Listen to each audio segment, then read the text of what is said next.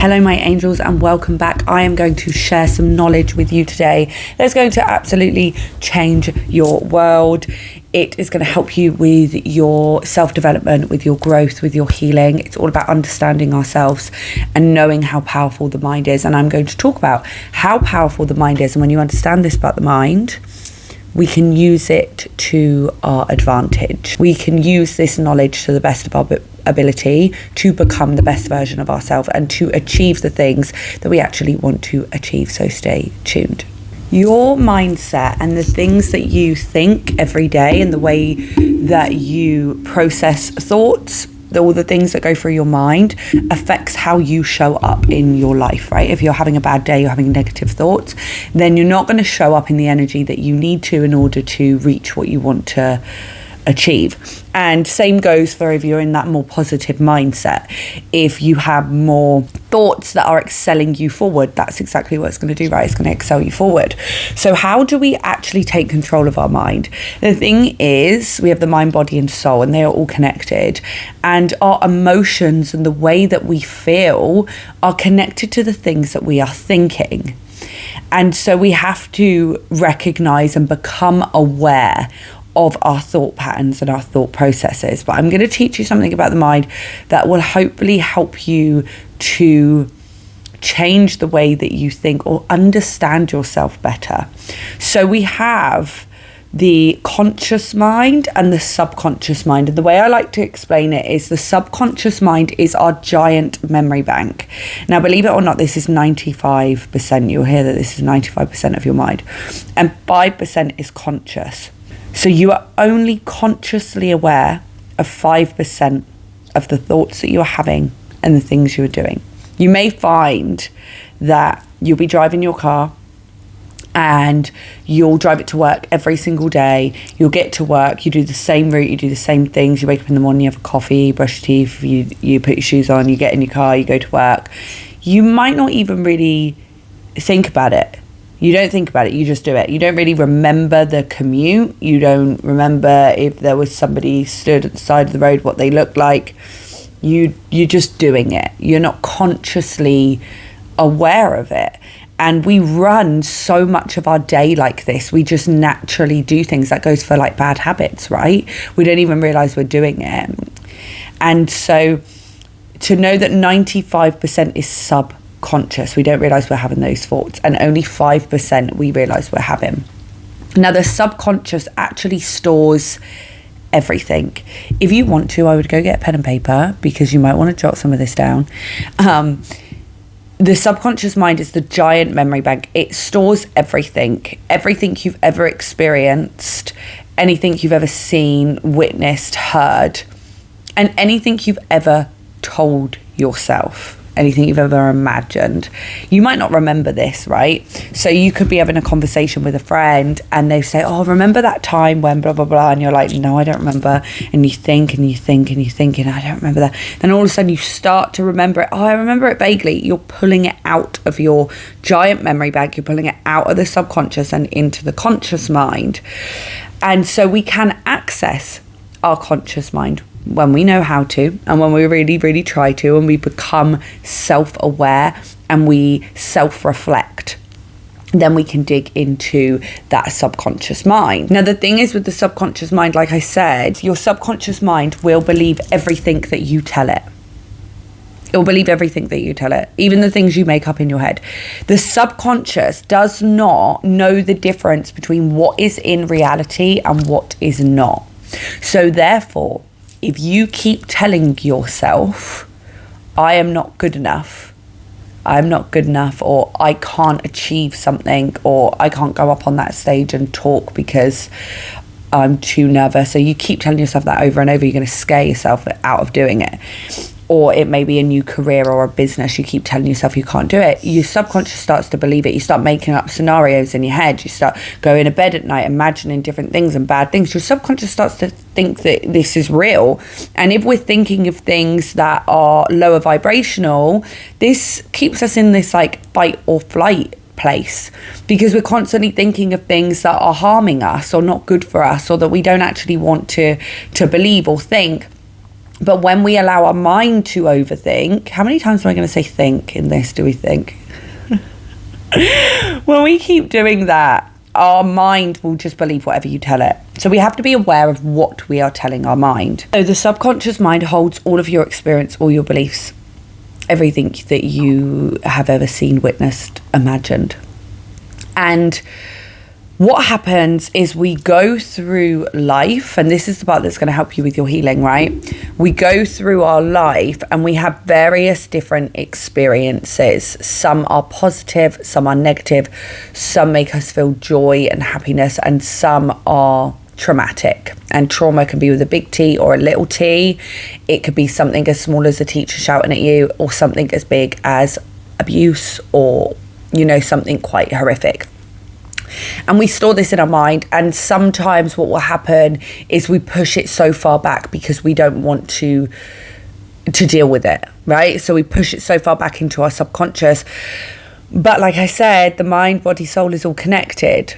So when you have those experiences, whatever those experiences are, you will store emotions from that experience. This is something that most people don't know. I call them trapped emotions.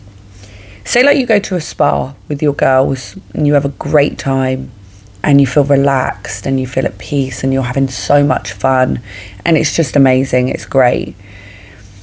In that moment, you are associating those emotions of peacefulness, relaxed, tranquil, happiness, love, connectivity with the girls.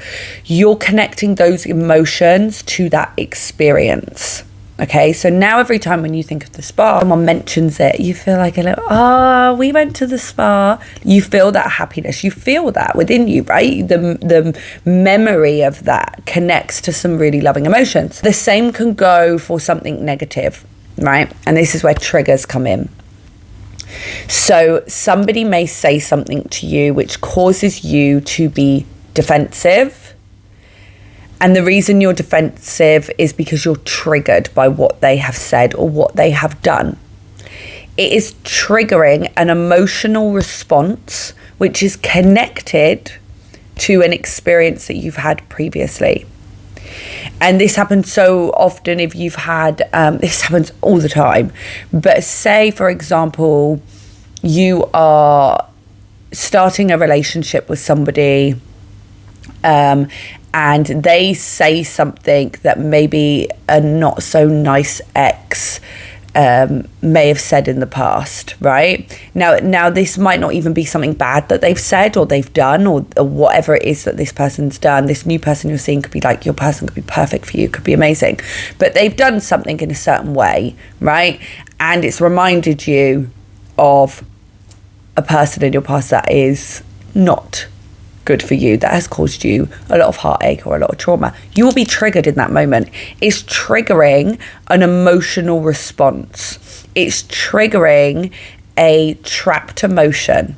And now I always believe when we are triggered, it is teaching us something. It's showing what needs to be released. Now your emotions are connected to the experience.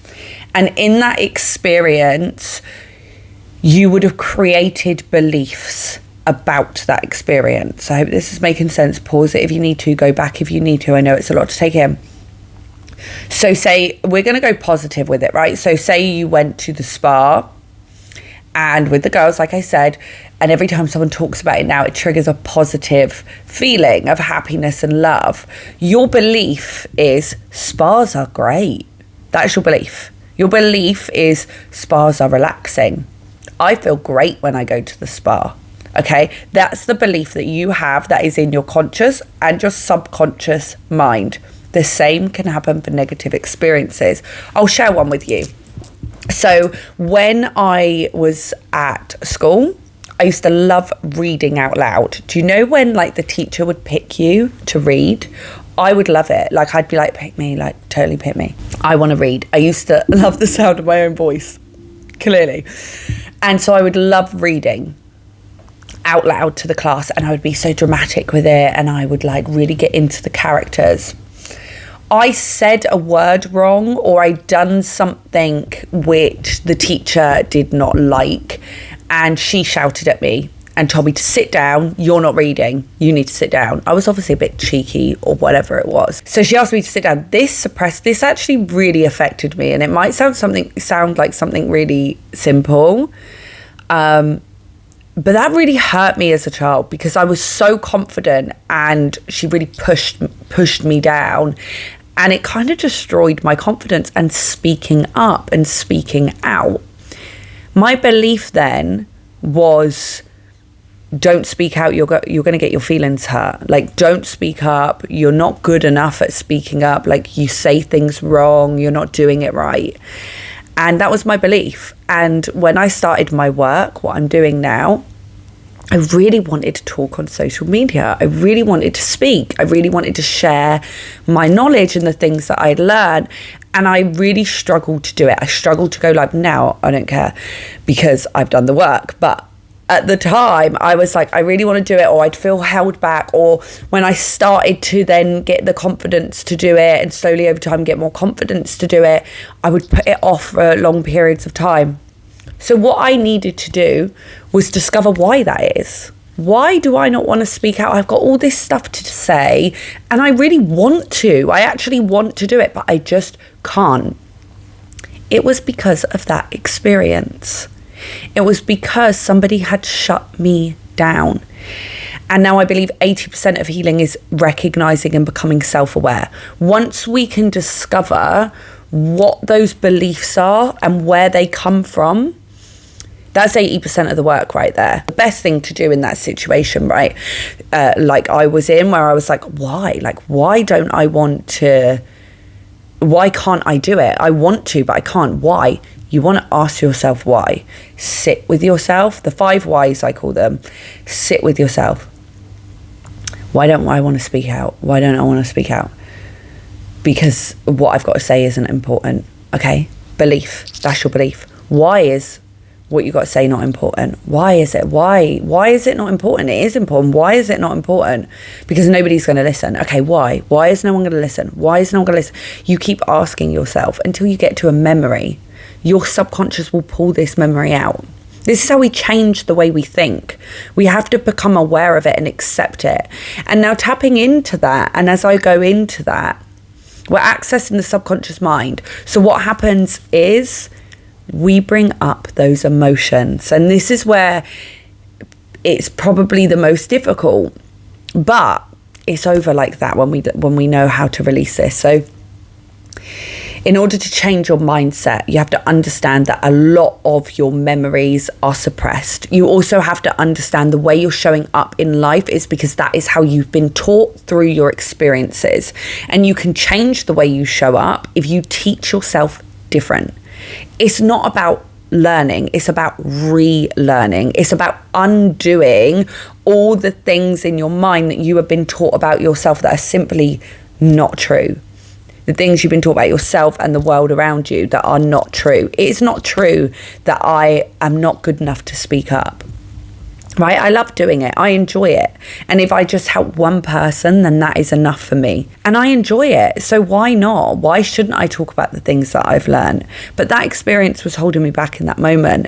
And so when you continue to ask yourself why, you become aware of the reasons behind it. Now, your subconscious will only show you what you're ready for. So if you're struggling to bring it out, it is maybe because it's tucked away for a reason. It's tucked away because now is not the time for you to deal with it. It could be quite a large trauma.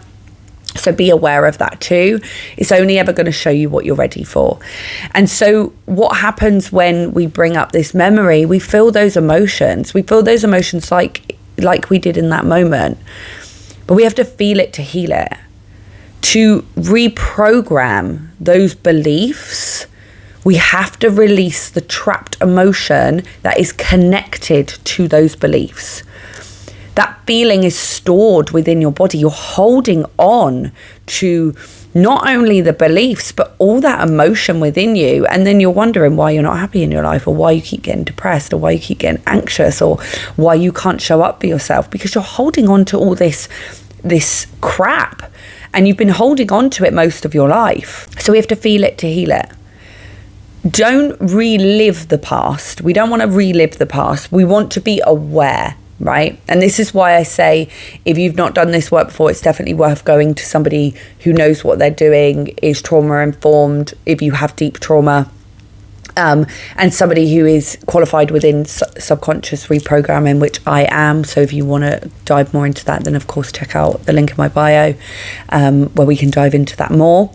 It is bringing up those emotions, right? And releasing them, letting go of them, getting them out of the body and reprogramming the beliefs that it was connected to. And this is how you heal. This is the best way to heal. Some incredible ways of doing this is through EFT, hypnosis, meditation. The best way I've found is belief coding. If you don't know about belief coding, go check it out.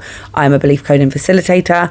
That is what I use, as well as spiritual guidance. I'm a psychic medium, so I use spirit to help me too. And so understanding that your mind actually is suppressing so many beliefs and so many things, and you're just reacting all the time throughout your life from probably a place of fight or flight, from your past experiences. And we can let go of these and we can release these when we understand, we understand ourselves and we understand our mind. So I ask you, if you want to change something, start with something small. Start with a belief that's maybe small. Don't go like fully in on something as big as addictions or an eating disorder or something like that. But start with something small. Maybe if you want to start sharing a creative project on social media and you just can't do it, or you can't quite stick to the gym, you keep going to the gym or being healthy and you can't quite stick to it, again, that can bring up quite big things, because that could be around eating and health and things like that. So go with something small to start with. And ask yourself, why? Why am I doing this? Why do I always do this? It could be something even you find yourself spending more money than you want to. You've gone out in the day, not meant to spend anything. You come home and you think, oh my God, how have I spent that? You're unaware of it. You're just doing it. You just boop, boop, boop, boop, boop. Ask yourself, why? Why do I do that? Why do I do that? And keep asking yourself, bring it out of that subconscious. It's not even about accessing the memories, right? It's not always about accessing where it comes from. To even just be aware of it is such a big thing. When we become aware of what we're doing that isn't benefiting us, we don't always have to do these big healing things. We don't always have to do that. We can just be aware of what we're doing and decide different. But there are moments and there will be times where you will decide different because you're so used to doing it one way, and it's 95% led by the subconscious, 95% led by patterns that you keep repeating. It can be difficult without doing that internal release.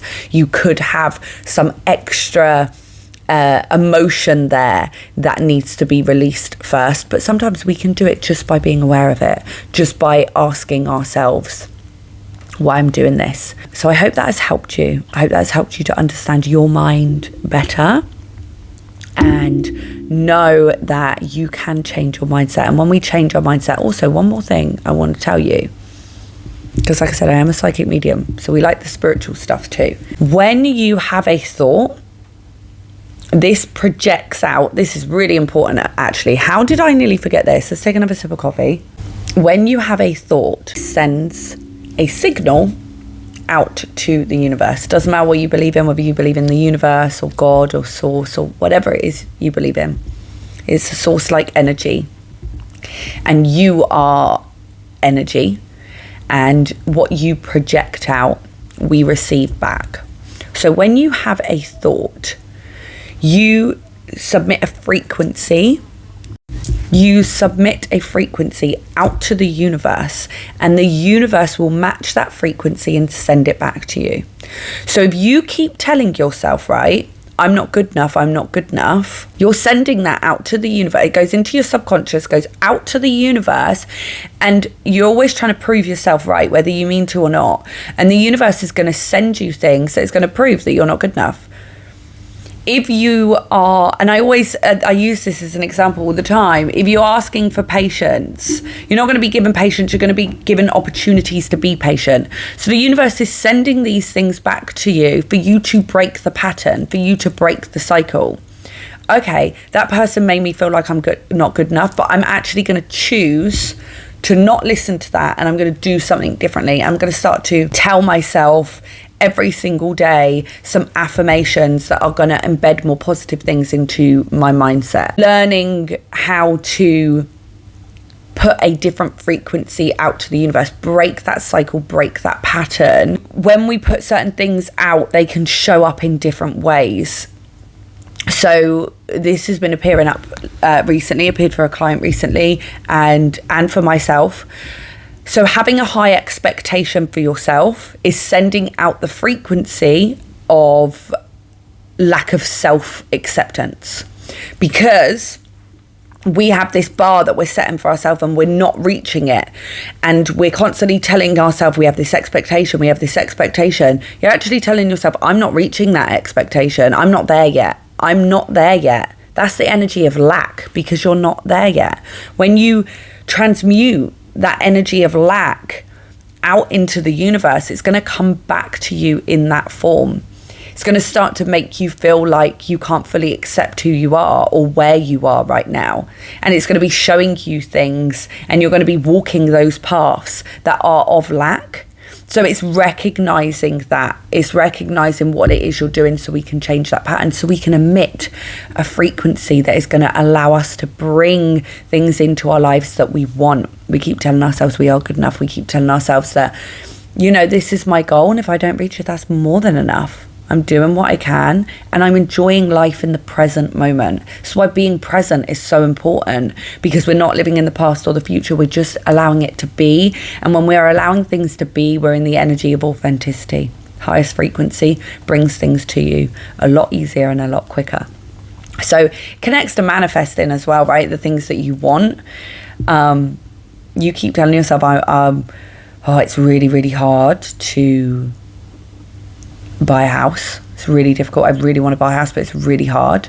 You're sending that frequency out to the universe, and you're going to be shown all the obstacles that are possible to man of buying a house, because that's what you're putting out to the universe.